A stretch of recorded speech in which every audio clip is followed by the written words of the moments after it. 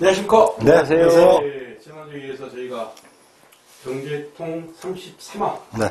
예, 국세 탄성치. 네. 뭐, 성탄절도 아니고, 탄성치가 아니고. 탄성치라는 게 좀 애매합니다. 무슨 용어입니까, 이게? 네. 지난 16일 국회 이제 기획재정위원회 소속 국민의힘 조혜진 의원이 기획재정부에서 제출받은 자료를 가지고 이제 분석한 겁니다. 2019년 국세 탄성치가 마이너스 0.04로 2013년 이후 6년 만에 마이너스로 돌아섰다.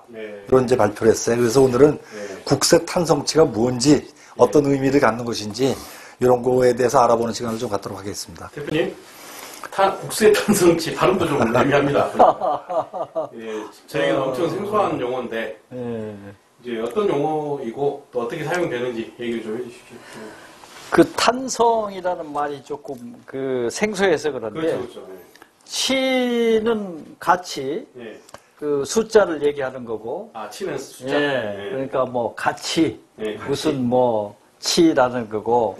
탄성이라는 거는 뭐 제일 쉽게 얘기하자면 고무줄. 고무줄 늘리면은 다시 되돌아오는 힘.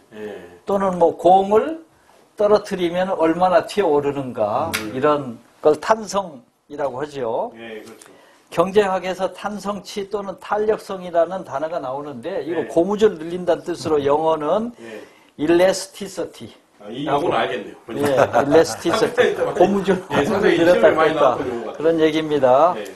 학창시절 수학 과목 미적분 시간에 배웠던 것 중에 미분에 해당되는 개념인데 어떤 변수, 하나의 변수가 있으면은 그 변수에 의해서 다른 값이 변동되는 거. 그걸 이제 탄성 계수 또는 탄성치 뭐 이렇게 얘기를 하죠. 미시 경제학에서 탄력성이라는 용어가 많이 등장합니다. 예를 들어서 가격 탄력성. 이거는 price elasticity 또는 가격 변화에 의한 수요나 공급의 변화량을 가격 탄력성이라고 합니다. 수요의 가격 탄력성은 가격이 높으면 수요는 줄어들겠죠. 당연히 그러겠죠. 그래 마이너스 값이 나오고 가격이 높아지면 물건을 많이 만들겠죠. 공급은 플러스 양의 값을 갖습니다. 그 값이 0인 경우에는 완전 비탄력적입니다. 뭐 값이 오르고 내리고 꼼짝않고 있는 거죠. 값이 0보다 크고 1보다 작을 경우에는 비탄력적. 값이 1원이 오르면 1로 내리면 좋겠는데 1이 내린 게 아니라 0.5 내려요. 그러면은 우리 그 그래프를 그리면은 45도 각도로 90도 각도에 45도 각도로 반드시 올라가야 되는데 45도 밑으로 떨어져요. 그렇죠. 그래서 비탄력성. 1보다 크면 그 45도 각도 위로 가겠죠. 그러면 탄력적. 수요의 소득 탄력성이란 말은 소득의 변화에 따른 수요의 변화량을 말합니다. 소득 탄력성 값이 양의 값을 가지는 재화. 즉 소득이 증가할 때 수요가 증가하는 재화는 정상재. 그 다음에 반대로 해당되는 것은 열등재. 값이 떨어져도 안 팔려요. 그러니까 안 팔리는. 그게 이제 가난한 국가에서 부자 국가로 가면서 일어나는 사항들입니다. 싼 거 안 살 거야. 뭐 이런 겁니다. 사카린 같은 경우 뭐 대표적인 예죠. 중국 물건 안 삽니다. 뭐 중국 식품 안 사겠습니다. 그렇지. 뭐 싸도 안 사고 뭔가 좋은 것만 팔리는 지금같이 뭐 저기 명품만 팔리는 그런 이제 그런 탄력. 먹고 살만하니까. 그러니까. 오늘의 주제는 국세 탄성치, 세금 탄성치, 세수 탄성치라고 하죠. 세수 탄성치. 세금 걷는 거, 세금 걷는 것이 이제 국세 증가율이 경상 증가율에 대비한 겁니다. 그래서 2019년도 국세 탄성치가 마이너스 0.04를 기록했어요. 국세 탄성치가 마이너스를 기록했다는 뜻은 국민소득으로 볼 수 있는 경상성장률. 우리 국민의 소득이 성장을 하고 있는데 세금은 덜 거친 전년도와 비교해서 증가했지만 국세 수입은 오히려 줄어들었다는 것을 의미하고 만약 국세 탄성치가 이를 넘어섰다면 예. 경상 성장률보다 국세 증가율이 높아가지고 예. 정부가 적극적인 세수 확대에 나섰다는 의미가 되겠습니다.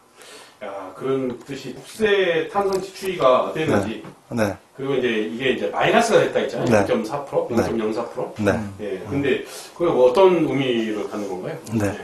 2013년도에 0.13 국세 탄성치입니다. 예.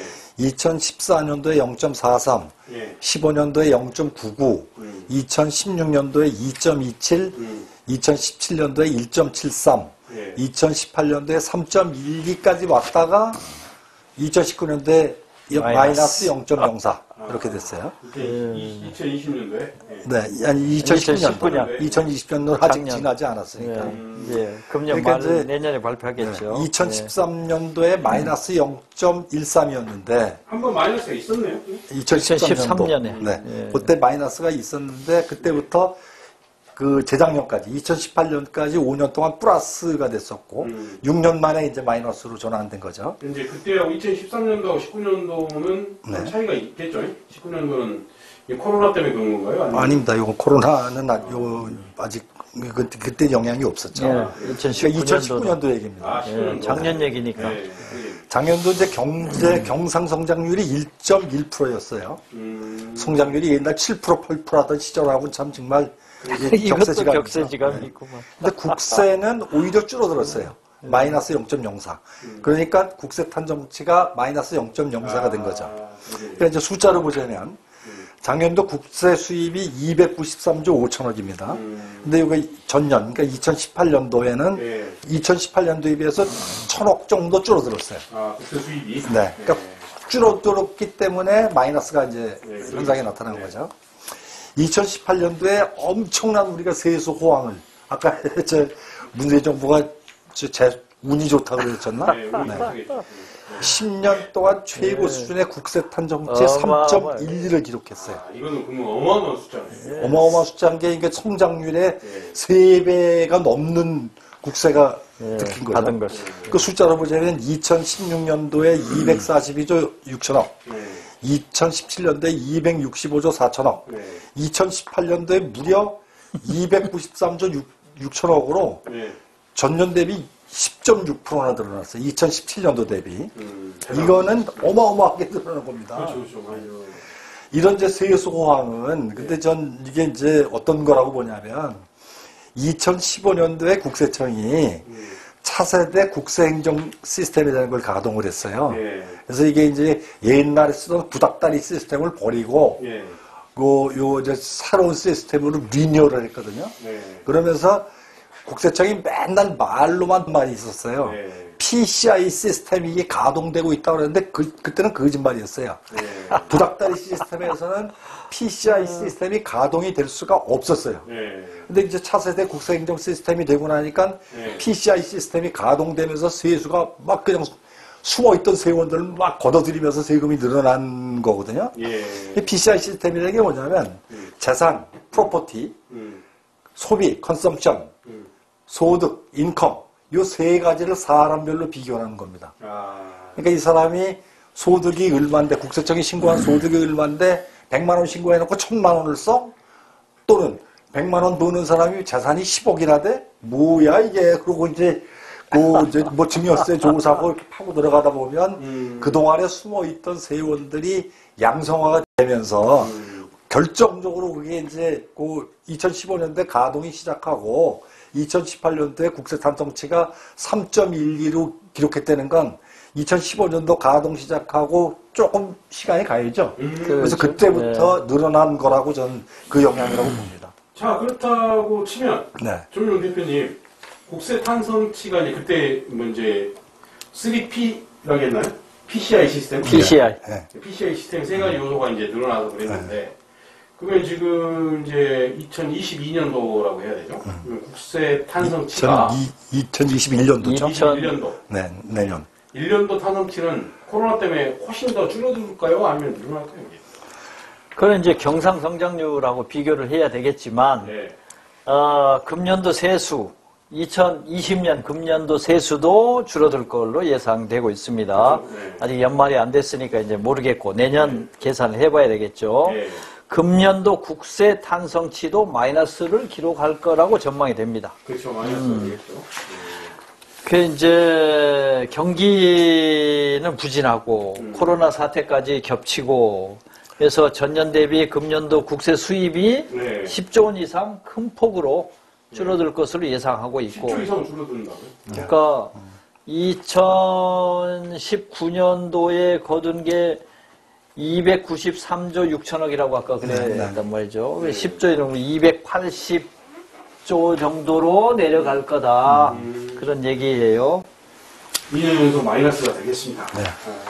그 결과 네. 올해 국세 탄성치도 작년에 이어서 2년 연속 마이너스가 될 거라고 보입니다.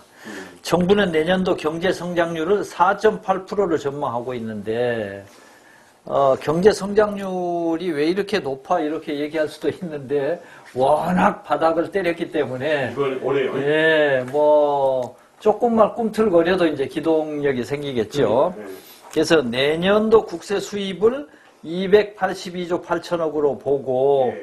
금년 대비 1.1% 예상하고 있습니다. 탄성률을 그래서 0.2% 정도가 탄성률로 예상이 되고 있습니다. 그러네요. 하지만 코로나19 사태가 장기화될 경우에 네. 경제 성장률이나 국세 수입 증가율이 지나치게 낙관적으로 전망한 것으로 판단되기 때문에 네. 내년도 정부가 예상하는 국세 탄성치에 큰 의미는 굳이 부여할 필요는 없을 것 같습니다.